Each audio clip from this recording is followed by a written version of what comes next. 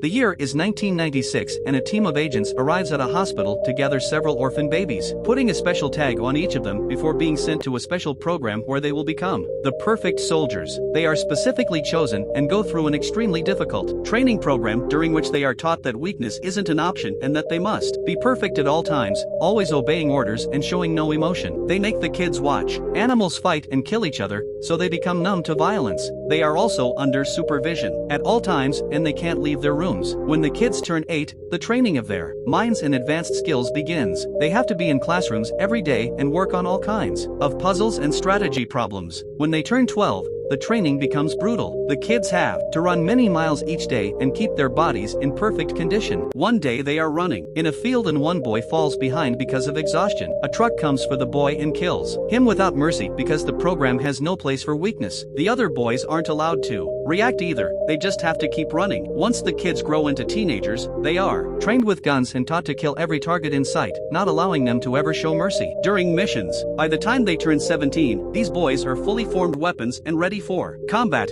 which is signaled with a special tag tattoo on their faces. The best soldier in this class is Todd. By year 2036, he hasn't failed a single mission, although he has gained many scars. He travels all over the world and even to the moon, leading the special team through brutal battles, during which they kill without remorse or mercy. Todd goes as far as to kill an innocent woman, just to reach his target. He only cares about the mission, not his fellow soldiers, and has never experienced normal human interaction. The commander behind this special unit is Church, who is very proud of his team's success. However, soon things get complicated when Colonel Meekum comes to their base with a whole new unit, explaining that they are genetically engineered soldiers, almost superhuman. According to him, this means that they are better than Church's men and that Church should disband his program. Church disagrees, pointing out nothing can beat his soldiers' years of experience. Then Meekum proposes to make both units compete against to prove which is the best one. Meekum calls for Kane to represent his team. When the tests begin, Kane quickly proves his superiority. He's more precise with the guns and he can lift more weight without getting tired. During a running race, Todd goes ahead because Meekum gives him 20 extra minutes. But when Kane starts running too,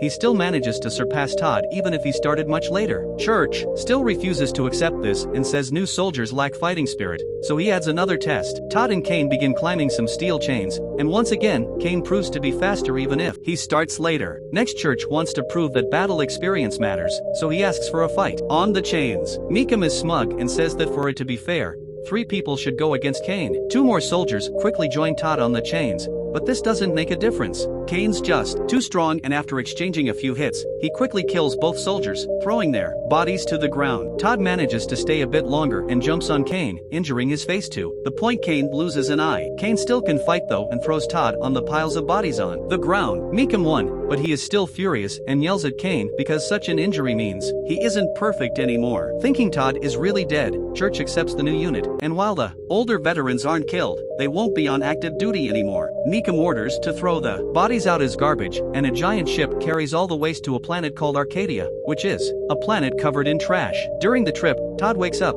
feeling scared for the first time in his life as he realizes where he is. Suddenly the ship hatch opens to let go of all the trash, and Todd tries his best to hold on, yet he still falls down on the planet. Luckily, he manages to survive the fall and starts exploring the area. At first he only sees waste, but eventually he notices people in rags moving around. Todd decides to follow them, but at that moment, a giant sandstorm starts to hit the area and Todd has to hold down until it passes. Eventually Todd gets out of the storm and walks into a graveyard, noticing many people have died on this planet. After some more walking, he finally arrives at what seems to be a colony that these people have built from garbage and ship parts. He sneaks around the stairs, but before he can do anything, a gust of wind throws Todd off, and he passes out after noticing a bunch of kids staring. Afterward, all the people in the colony argue over what to do with Todd. It has been many years since anyone new came to this planet, so they don't know if they should trust Todd. In the end, the leader decides they'll help Todd, but Mace must keep an eye on him. Meanwhile, Todd is being taken care of by Mace's wife Sandra, who shares medicine with him. The couple has a young kid named Nathan, who is curious about Todd, but they don't let him be near him. When Todd is finally healthy enough to leave the bed, he finds the family having a happy time together,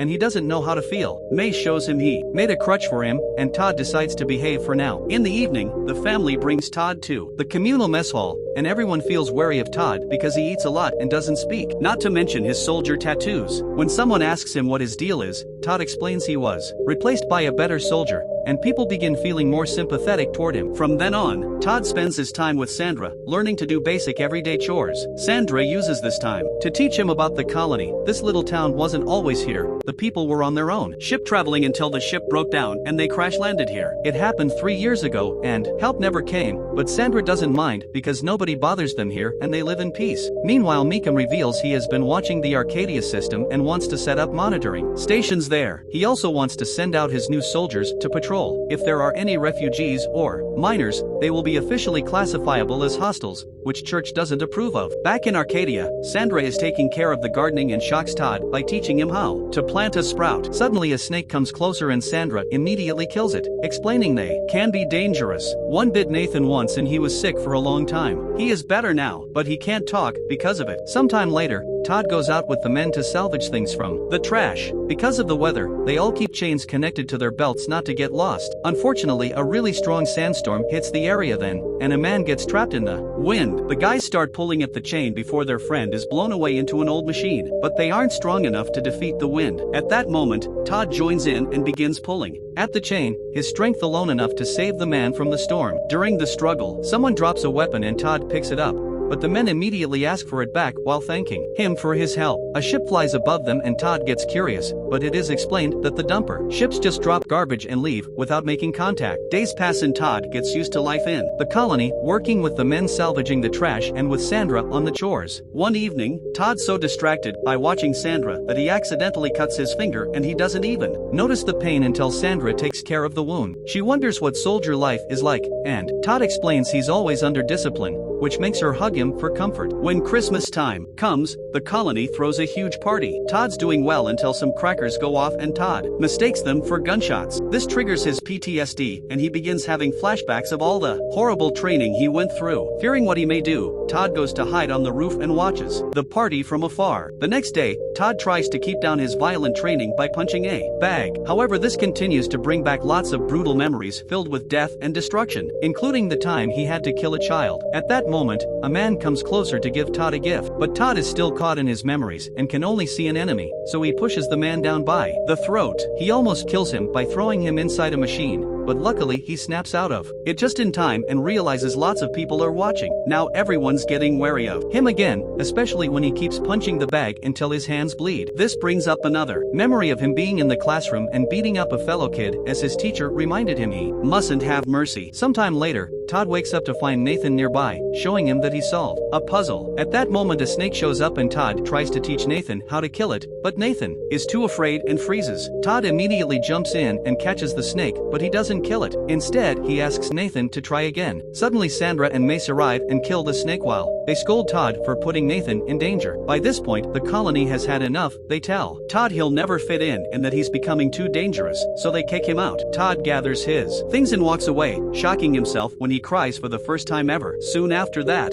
Sandra and Mace are sleeping peacefully when suddenly a snake gets on the bed. When it's about to bite Mace, Nathan shows up and bravely kills the snake like Todd taught him. Mace realizes that Todd had been right and rushes out of the house to look for Todd, finding him hiding in the trash. He apologizes for what happened and invites him to come back. At that moment, a ship full of Meekum's soldiers arrives on the planet, which Todd quickly identifies as a military ship and makes Mace run away with him. Soon lots of vehicles and soldiers come out of the ship, including Kane, and the colony raises an alarm to get in a defensive position. The soldiers then start attacking, shooting anyone in sight. Explosions begin occurring all over the place and Mace is hit by one, so Todd has to drag him away. When they reach a hiding spot, Todd tries to wrap up Mace's wounds, but it's too late and Mace dies asking for his family. Meanwhile, Church gets the news about the colony, but Meekum orders his soldiers to kill them even if they're civilians. Just in case, Church decides to get his old soldiers ready. The leader of the colony comes out to try to communicate with the soldiers, but she just gets shot in the spot. The colonists immediately open fire to defend their home, but their few weapons aren't enough against such an army, and soon the soldiers are causing death and destruction in town. They also come in with flamethrowers so they can slowly burn people to death in the most sadistic way. At that moment, Todd breaks through the roof and kills one of the flame soldiers.